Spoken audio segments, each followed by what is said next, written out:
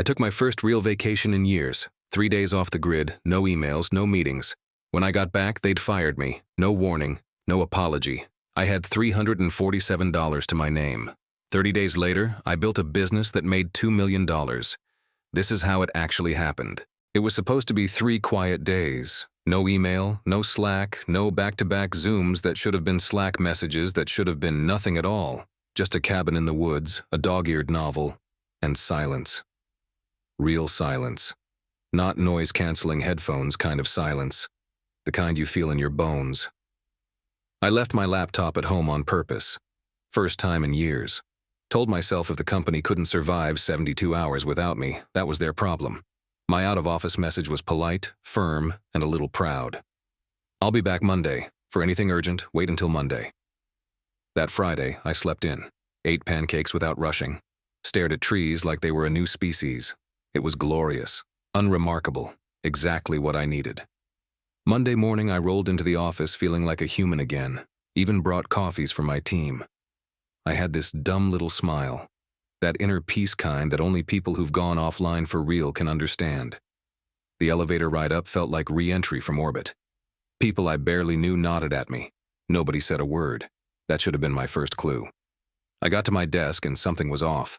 My monitors were gone. Laptop? Gone. The little cactus I kept by the window? Still there. Everything else? Erased. Then I saw it. A calendar invite. 9:15 a.m. HR. Subject. Quick check-in. That's the corporate equivalent of a gunshot. I walked into the room and it was already awkward. 2 people from HR and a guy I didn't recognize. No small talk. Just that look like they'd rehearsed this part. Thanks for coming in. I'll get right to it. We're restructuring and unfortunately your position has been impacted. They said impacted like I'd been hit by a gentle breeze. I asked if this had anything to do with my vacation. The HR woman smiled, tight and rehearsed. Of course not. It's a broader shift. Nothing personal. But it was personal. I knew it. My boss had never liked that I didn't live in my inbox. I'd said no to a weekend call once. I'd made the mistake of setting a boundary, and now I was no longer a fit. I asked about severance. There wasn't any. I asked if I could at least download my personal files. Nope. Security would escort me to the elevator. Like I'd stolen something. Like I was dangerous. It was 9:22 a.m. when I stepped out of that building, holding a cardboard box with a half-dead cactus and a mug that said "World's Okayest Employee." I sat in my car, checked my bank account, $347.16. I took a sip of the coffee I'd brought for someone who no longer worked there and thought, this is what rock bottom tastes like. Then I opened notes on my phone and wrote the only thing that made sense. Never again. It didn't even take 15 minutes. It didn't. 10, maybe. 12, tops. I walked in thinking it was just some check-in about project priorities or internal transitions or whatever meaningless jargon they'd slapped onto the invite. Instead, I got blindsided. It wasn't even my manager in the room, just 2 HR reps and some director I'd never met, sitting there like they were waiting for a pizza order, not ending someone's livelihood. We're going in a different direction, they said. Just like that. No eye contact, no hesitation. They said it like I should have known already, like this was the natural conclusion to something obvious.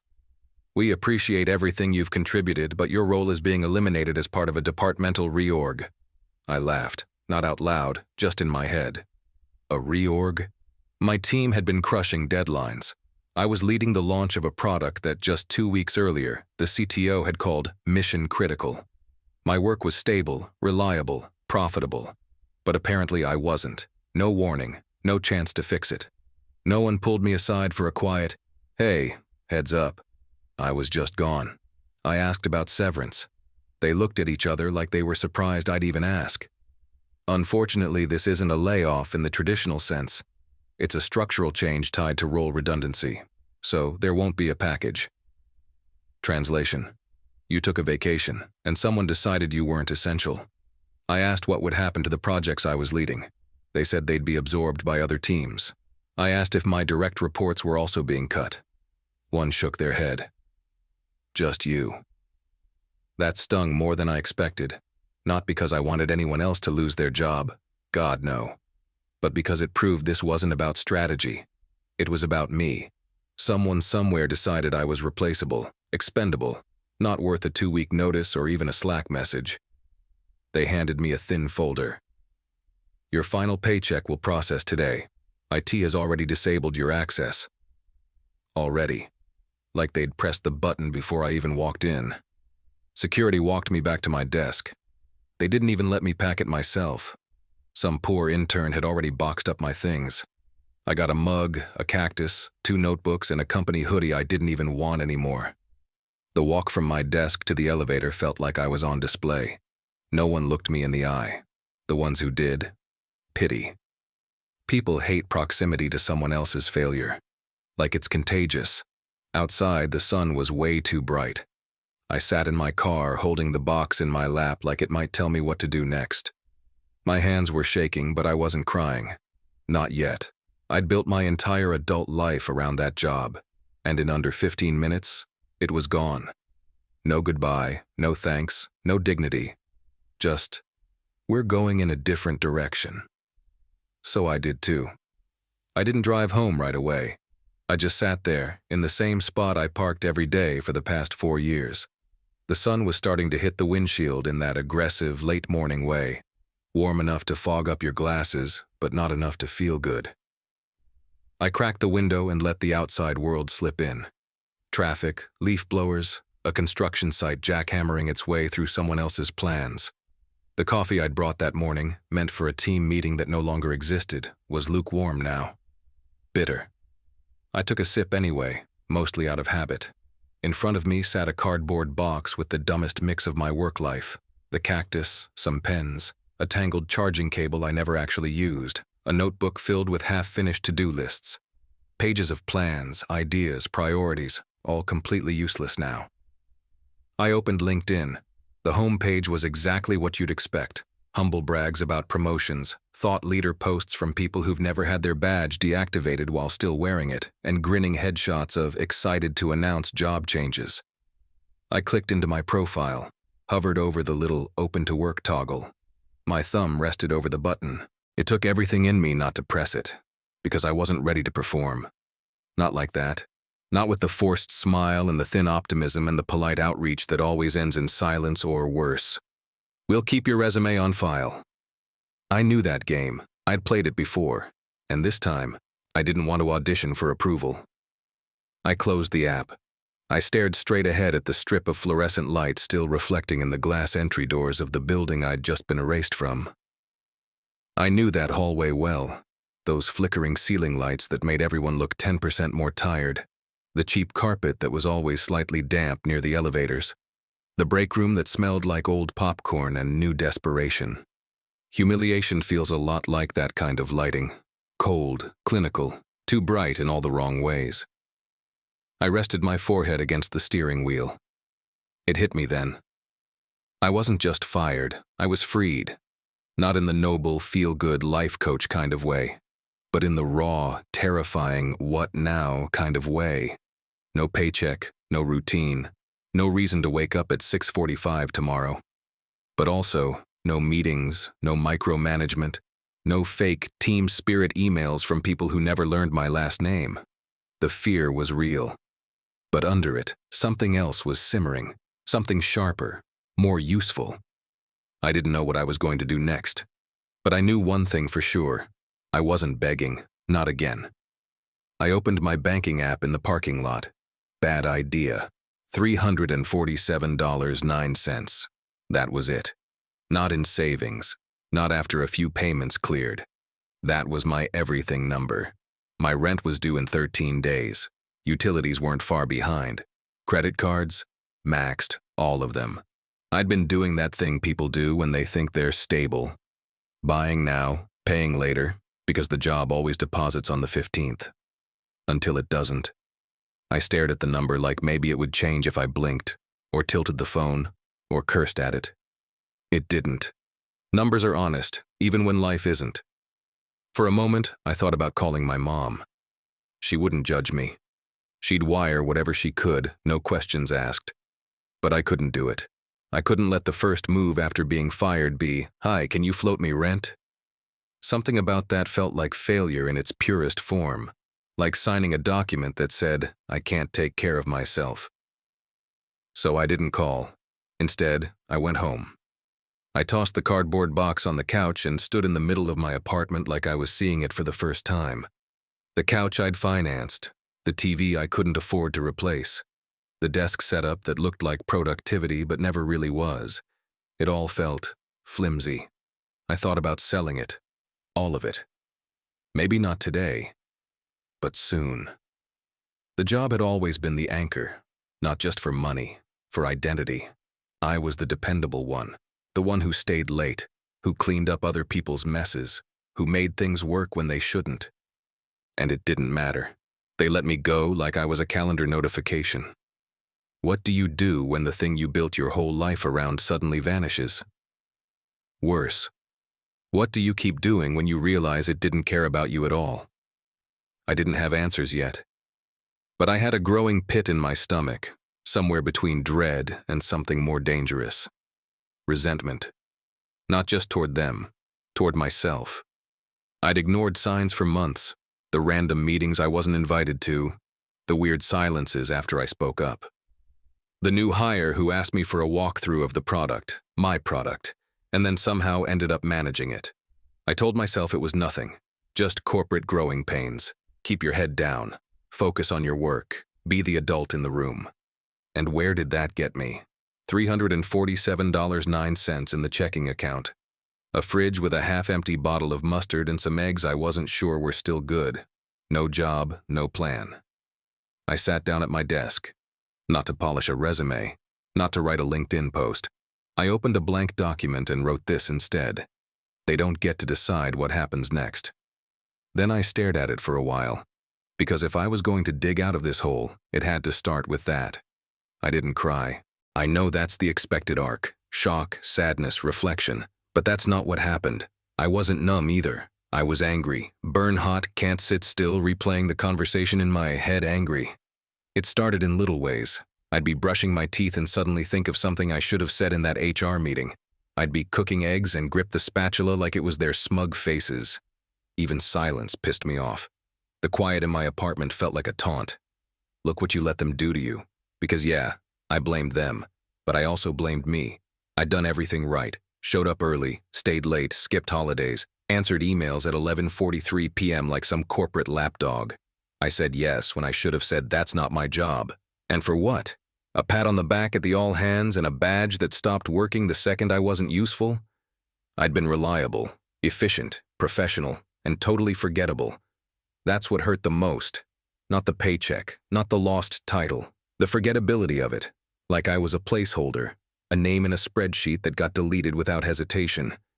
And the thing that broke me wasn't being disposable. It was realizing I'd spent years building someone else's thing, not mine.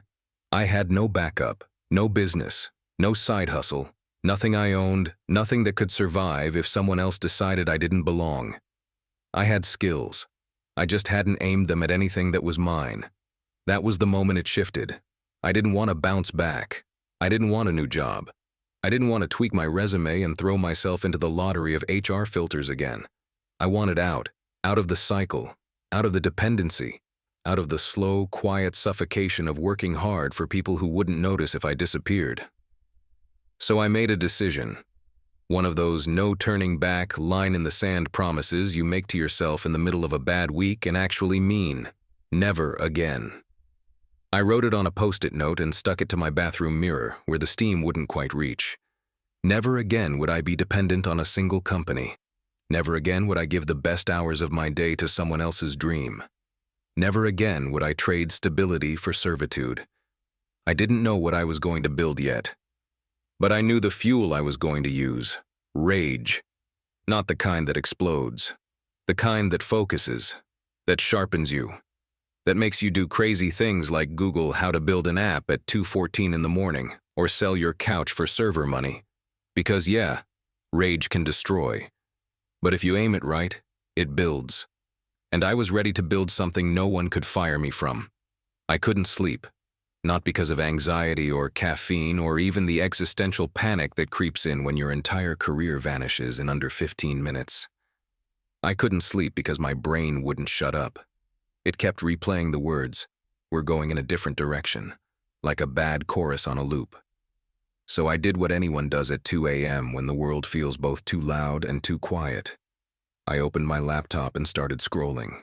Reddit, Twitter, Product Hunt, Indie Hackers. Back to Reddit. I wasn't looking for anything in particular.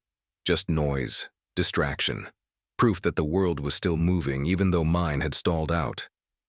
That's when I saw it. Buried in a random Product Hunt thread about tools that make your day 10% easier. A tiny little web app someone had launched a few weeks ago. It solved a dumb problem. I mean stupidly simple. Something like generating email templates faster or organizing calendar links.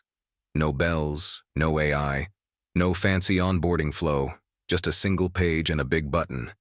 It looked like it had been designed in Microsoft Paint during a power outage. But the comments? Full of love. People were obsessed, sharing it, bookmarking it, saying they'd used it 10 times that week already. One guy said it saved him 3 hours. Another said he'd pay for it if it ever went premium. I clicked through to the creator's Twitter. 2,000 followers. Bio said, built this in a weekend, accidentally went viral. Monthly revenue, $12K and climbing. That's when it hit me. Not like a bolt of inspiration. More like a slap to the back of the head. This guy made something small, solved one problem, and people threw money at him. Meanwhile, I'd spent the last 5 years optimizing someone else's roadmap and couldn't even get a severance email that spelled my name right. That little app wasn't groundbreaking, but it was real, tangible, owned, no permissions, no gatekeepers, just someone seeing a problem and saying, I can fix that. I couldn't stop thinking about it. So I pulled out a notepad and wrote down every small annoyance I'd had that week. Scheduling meetings, chasing unpaid invoices, rewriting the same 5 types of emails, formatting my resume for the 18th time. By the 3rd item, I had a scribbled list that looked like chaos to anyone else but felt like blueprints to me. Then I circled one, something tiny, boring, but real. Something people like me needed and no one had really nailed yet. That was the moment it started. Not the company, not the money, just the spark. It didn't look like $1 million idea. Hell, it barely looked like an idea at all. But it was mine. And after months of feeling powerless, replaceable, discarded, that mattered. I didn't sleep that night, but I didn't need to. Because for the first time in days, I had something stronger than anger. I had direction. I bought the domain at 3:42 a.m., didn't even shop around. Just typed the name into Google Domains, saw it was available for $12, and clicked buy like I was defusing a bomb. It felt ridiculous, this tiny string of letters on a screen that no one but me had seen. But it also felt like control, like claiming a piece of digital land I could finally stand on. I didn't have a product. I didn't have a logo. I didn't even know what language I'd build it in, let alone if anyone would use it. But I had a name. And right then, that was enough to start. I made a new Notion doc titled The Thing and filled it with absolute nonsense. Product ideas, taglines, color schemes. Quotes I didn't want to forget. Stuff like, if no one's solving it for you, solve it yourself. Stuff like, do it badly. First dot stuff like, screw MVPs, just make something that doesn't break. I knew I'd need help eventually, but not yet. So I watched YouTube videos like I was cramming for a final I hadn't attended the class for. How to build a SaaS product. APIs for beginners. Bubble versus Webflow versus actual coding, LOL. Most of it went over my head. Some of it stuck. Enough for me to fake momentum. I started sketching wireframes on napkins and printer paper in the back of a takeout menu. Every screen was some variation of the same thing. Simple, stupid, fast. One click, one purpose. No learning curve. I didn't want to impress anyone. I just wanted it to work. My last job taught me a lot about polish, about slide decks and layered approvals and endless revisions that made products worse instead of better. This time I wasn't doing that. There were no meetings, no stakeholders, no VPs to win over. Just me, the dumb idea, and the clock. And yeah, I wasn't a coder. I was barely a designer. My UX skills were whatever I could scrape together from old blog posts and gut instinct. But I'd worked with enough engineers to know that half of launching is just trying, not asking for permission, not waiting until it's perfect. just pushing something, anything out the door. So I did. I bootstrapped a rough prototype in a no-code builder. The buttons were ugly. The transitions were janky. Half the features didn't even work yet. But the bones were there. You could click a thing, and it did a thing. Barely. I remember the exact moment I hit publish. It wasn't dramatic. No music swelled, no fireworks, just a spinning loader. Then a page that said, Live. That was it. I refreshed it 5 times. Then again, just to make sure it was real. It was. It existed. I made it. And even if it flopped, even if no one cared, at least I could say this. I didn't just sit in my failure. I built something instead. I listed the couch on Craigslist at 10:14 a.m. Minimal wear, super comfy, smoke-free home, $200 OBO, must pick up. It sold in under 2 hours. A guy named Drew showed up in a dented pickup and didn't even haggle. He sat on it once, nodded, handed me cash, and hauled it out like he was stealing it. I stood there in the empty space it left behind, holding a crumpled pair of 20s and feeling oddly lighter. That couch had seen me through late nights, breakups, sick days, Netflix marathons, everything. But right now, it was just overhead, a soft liability. I took that $200 and turned it into fuel.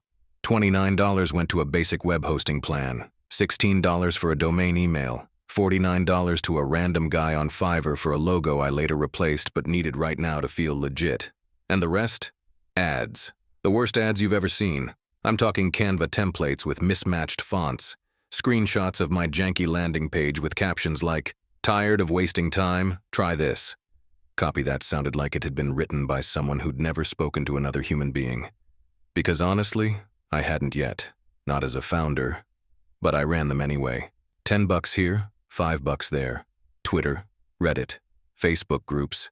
Anywhere someone might click out of boredom or curiosity or pure accident. And people did. Not a lot. Not enough to brag about. But one person clicked.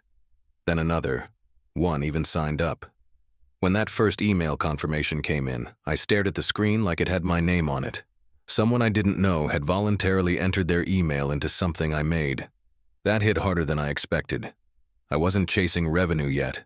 I wasn't building a startup. I wasn't even solving a massive problem. I was looking for proof of life, that this thing existed outside of my head, that I wasn't crazy for thinking people might want it, and every sign-up was a heartbeat. The apartment looked different without the couch, colder, a little echo in the corner where it used to be. But every time I walked past that empty space, I felt proud, like I'd traded comfort for movement. Some people bootstrap with savings, others with angel investors or severance. Me? I bootstrapped with a couch, because when you have nothing left to lose, even furniture starts to look like funding. And when that first $7.99 Stripe payment hit my account 3 days later, I stared at it for a full minute before whispering to myself, "It's alive." The first user signed up on a Tuesday.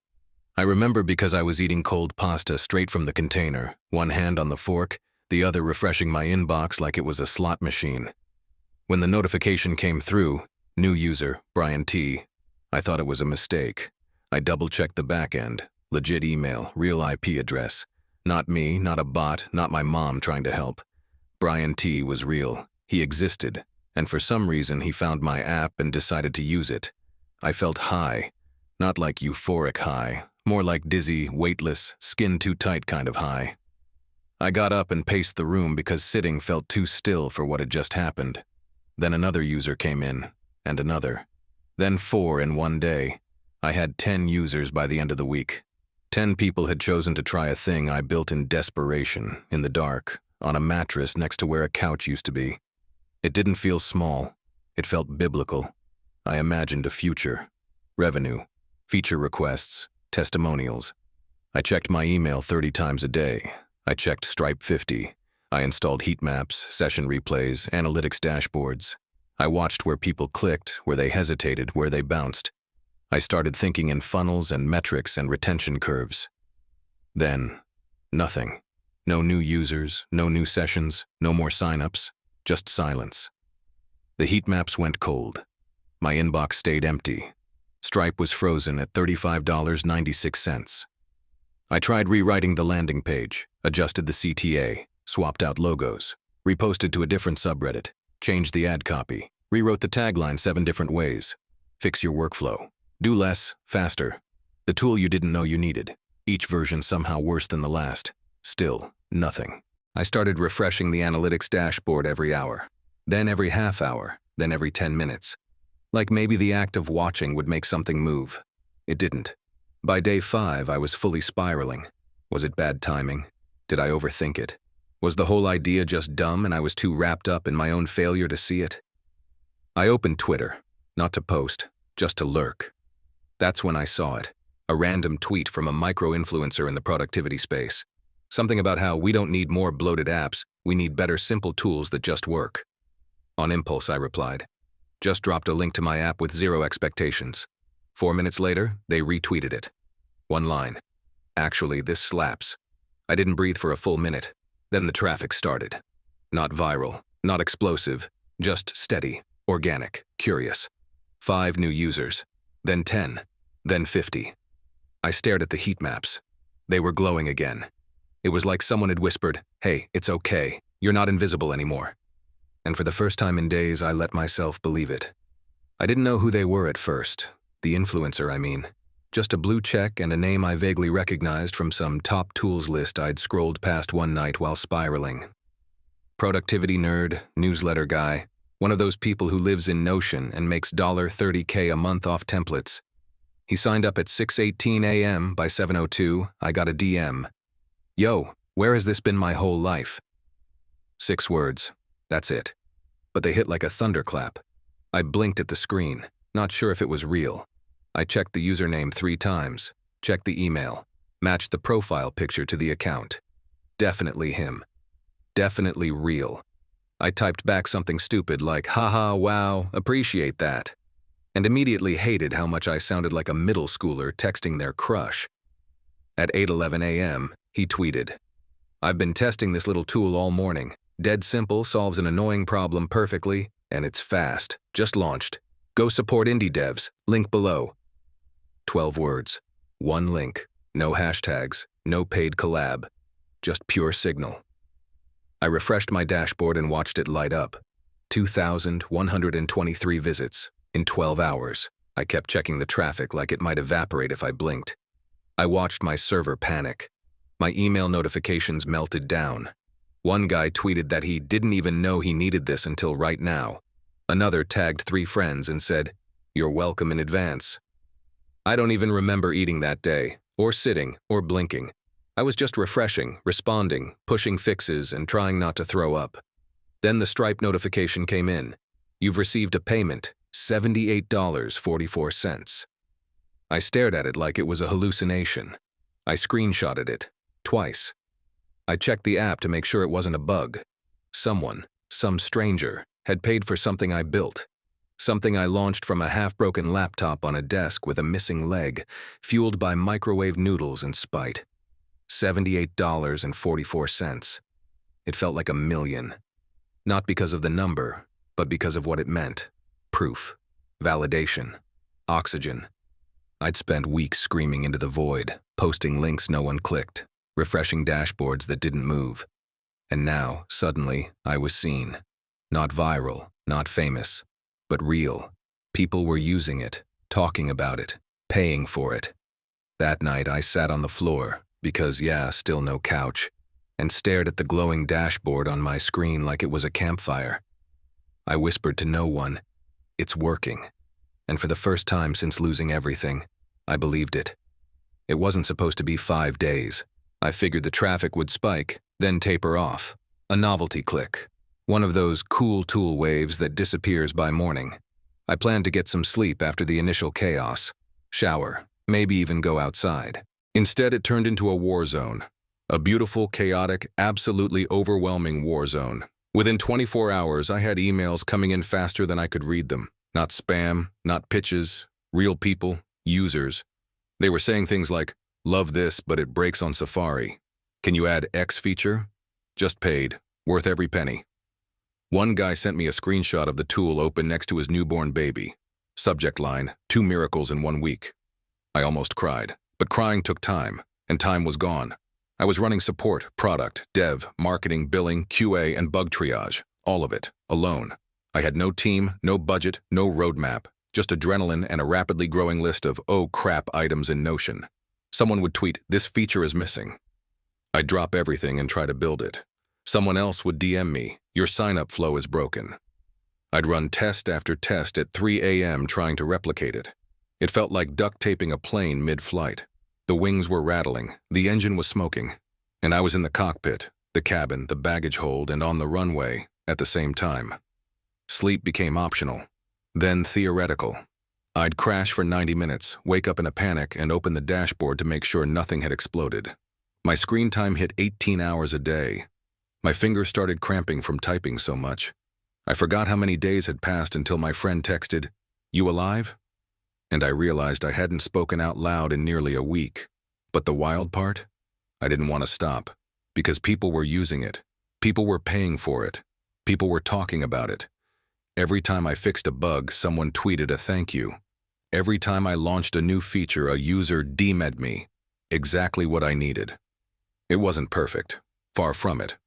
But it was real, and mine. I wasn't building a product, I was building belief. Every Stripe ping was a heartbeat. Every new sign-up was proof I wasn't just chasing a dream. I was catching it. On day 5, I fell asleep at my desk for 3 hours, face planted on the keyboard. When I woke up, the dashboard had doubled. I looked like a zombie. I felt like a god. And all I could think was, this is actually happening. The dopamine was insane. Every tweet mention, every Stripe ping, every new sign-up notification. It was like my phone had turned into a slot machine and I was hitting jackpot every 15 minutes. And at first, I loved it. I kept refreshing Twitter like it was a dashboard. Watched comments roll in. Answered every single DM, even the ones that just said nice. I replied to support tickets at 1:47 a.m., hearted tweets in the middle of bug fixes, followed back every user who tagged me. But after a week of riding that high, I noticed something else. My product was starting to break again. Features that used to work were acting weird. The onboarding flow had a bug that slipped past me. Someone emailed to say the new update wiped out half their saved data. I fixed it in 15 minutes, but that wasn't the point. I was reacting to everything, and that meant I wasn't building anymore. So I shut it all down. Turned off email alerts, disabled Twitter notifications, logged out of Stripe, muted everything but error logs. It felt like unplugging from life support. Cold, quiet, unnatural. But then something incredible happened. In the first hour of silence, I knocked out a new dashboard design I'd been putting off for a week. Clean, fast, intuitive. Something I would have killed for as a user. The next day, I rebuilt the sign-up flow. 2 clicks instead of 6. Cut the bounce rate by 40%. The day after that, I shipped a brand new feature people had been begging for. But smarter, leaner, not what they asked for, what they meant. And then I did something bold. I raised the price. Not by a lot, but enough to make me nervous. Would people flinch? Would sign-up stall? Would I get angry emails about selling out? Nope, not one complaint. In fact, conversion rates improved, because when your product gets better, your price becomes a signal, not a barrier. I realized then that the noise wasn't progress. It was comfort, disguised as momentum. Likes feel good, retweets feel good, but shipping feels better. Scaling is about subtraction, cutting what doesn't matter, ignoring what doesn't move the needle. So I stayed dark, just me and the product. No applause, no feedback loop, just focus. And in that quiet, I stopped playing founder and started acting like a CEO. On day 17, I opened Stripe and had to sit down. Not dramatically, just slowly. Like my body didn't fully believe what my brain was processing and needed time to catch up. The number was right there, clear as daylight. $22,038.71 in total revenue. I refreshed the page. Twice. Still there. I opened my calculator because part of me assumed I was reading it wrong. I counted every daily payout one by one, then totaled it. Same number. $22,000 in 17 days. From a product I built in sweatpants, off a Craigslist couch sale, with an interface that still had buttons that weren't properly aligned. I'd been tracking the growth, sure, Watching daily revenue climb from $78 to $300 to $900. Then it crossed 1,000, and I thought, okay, lucky streak. But the next day it was $1,300, then $1,800, then $2,100. I wasn't just surviving anymore, I was scaling. My original goal was rent. That was it. Just enough to not panic. A couple $100 a week maybe. Something to float me while I figured out what to do next. Now I was making more in a day than my old job paid me in a week. And it wasn't from VC money. It wasn't a fluke viral moment. It was users, paying customers. People who'd found my tool, used it, and pulled out their wallets because it genuinely solved something for them. I wasn't dreaming. I wasn't hallucinating. The app had legs. It was walking on its own now. So I did the only thing that made sense. I ran with it. I mapped out the next 2 weeks like a field operation, labeled every blocker, prioritized every request, created the feature roadmap I wish my old managers had ever cared about. I didn't care about optics or long-term product strategy decks or user personas. I had real users telling me real problems, and I had the keys to fix them. So I built like hell. I woke up at 6, coded until 2, slept for 4 hours, did it again. I skipped meals, forgot to answer texts, laughed like a maniac when I discovered people were recording YouTube videos explaining my app to others. I was tired, wired, a little dehydrated. But mostly, I was alive, because I was finally building something no one could take from me. Not a manager, not a meeting, not a company with a smiley HR rep and a pre-written script. This was mine, and it was just getting started. I woke up to 97 Slack notifications, which was weird, because I didn't use Slack anymore. Turns out my friend Alex, former co-worker, occasional whiskey conspirator, had submitted my app to Hacker News while I was asleep. Didn't tell me, didn't ask, just dropped the link with a one-line comment. Solo-built tool that fixed a problem I didn't know I had. Worth your time. By the time I rubbed the sleep out of my eyes and sat up in bed, the post had climbed to the front page. Not trending, not hot. #1. Thousands of views, hundreds of upvotes, dozens of comments, some curious, some skeptical. One guy said the UI looked like a 2003 WordPress theme held together with dental floss, which was fair. Another said he used it 3 times that morning and sent it to his whole team. I blinked, rubbed my eyes again, and opened Stripe. $6,283.41. That day. It wasn't even 9 a.m. My server, bless its tiny soul, didn't know what hit it. The app lagged, then buckled, then fully crashed. I started getting emails. Hey, your site's down. Can't log in. Tried to sign up but got an error. For a second, I panicked. Full sweat, heart rate spike, can't breathe kind of panic. The kind that hits when everything you've worked for is suddenly melting in front of you. Then I laughed.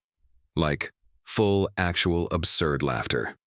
Sitting on the floor in my hoodie and boxers at 9:12 a.m., watching the app crash from too much traffic and laughing like a lunatic.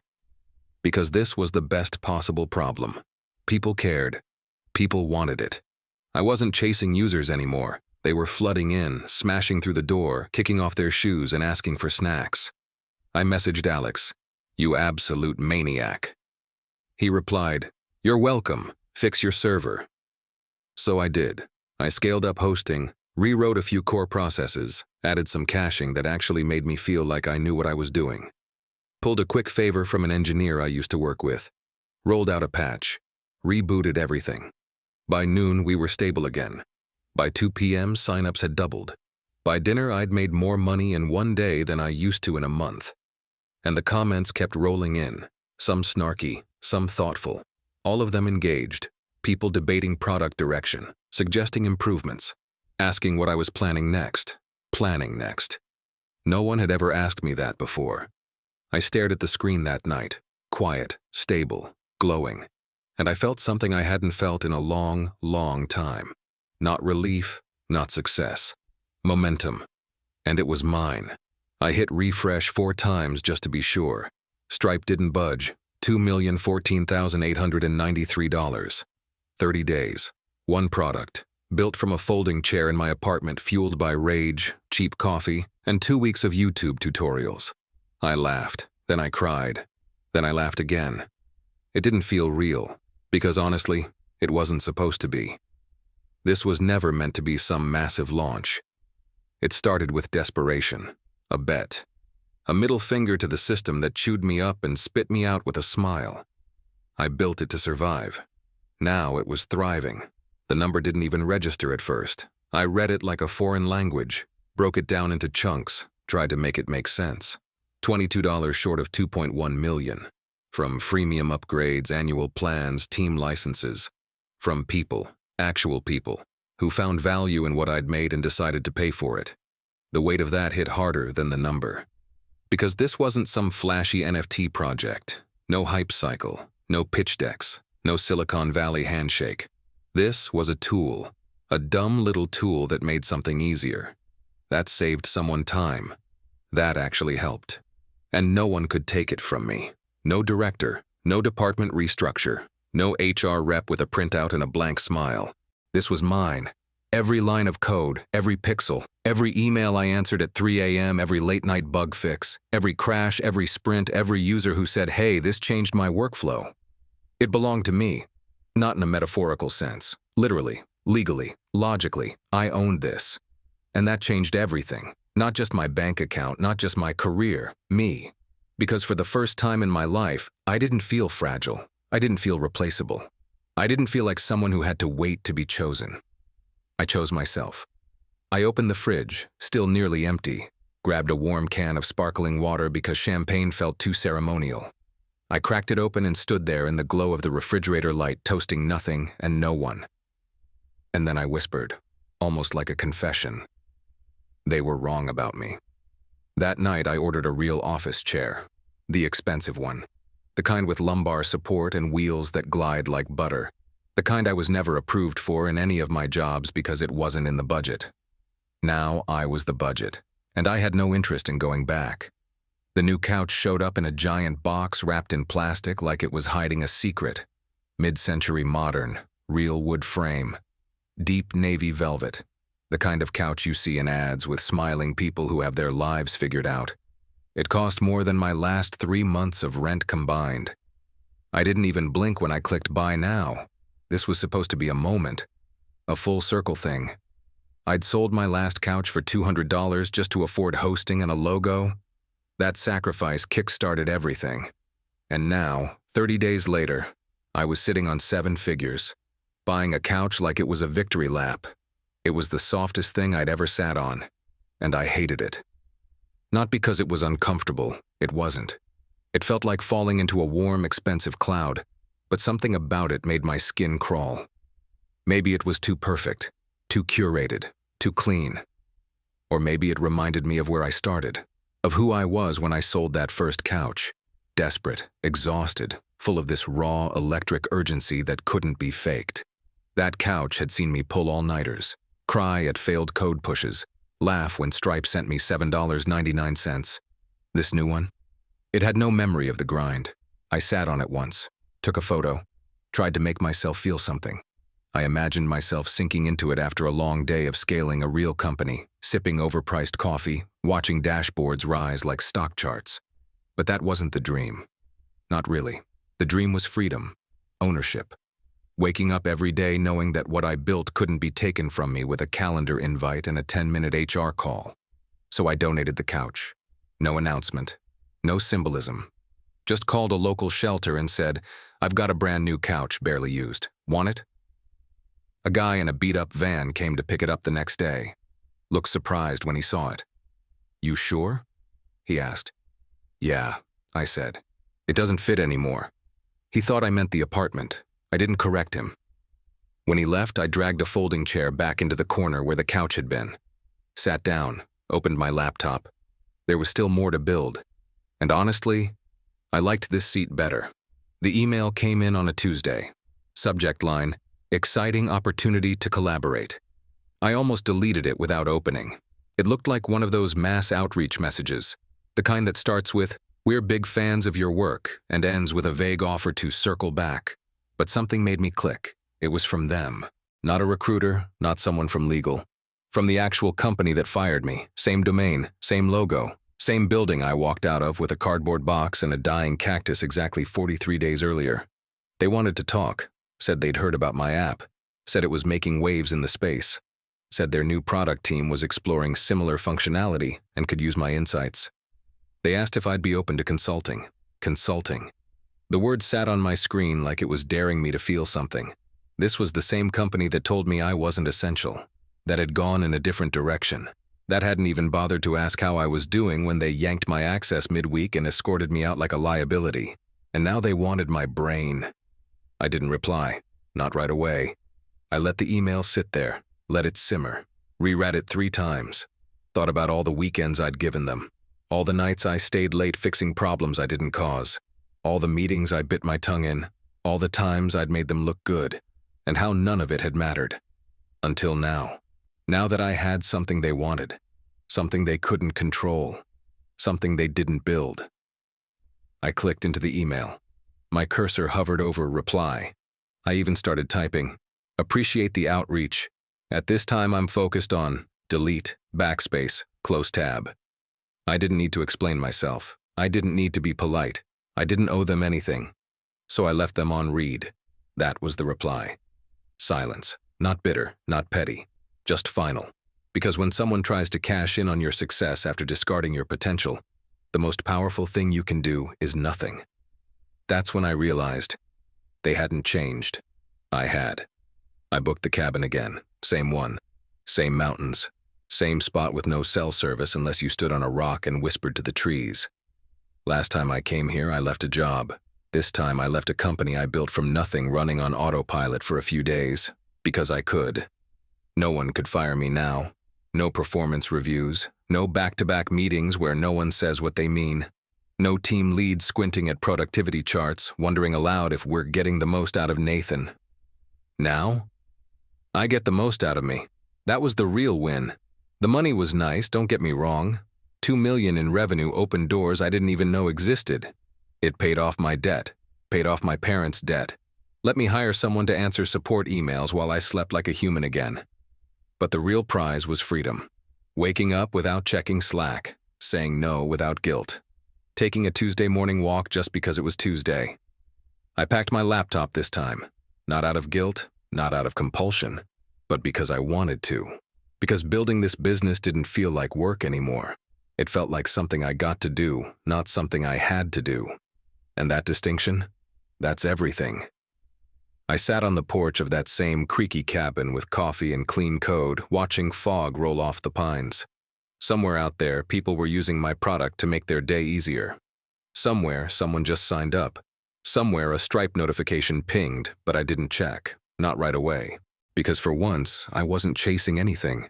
I'd already proven the point, that I was never disposable, that I didn't need permission, that revenge isn't yelling at the system, it's building something it can't touch. And when I finally opened my inbox, just for fun, there was another email from someone asking if I'd ever consider selling. We love what you've built. Let's chat? I smiled. Then I closed the laptop. Not yet. I was on vacation.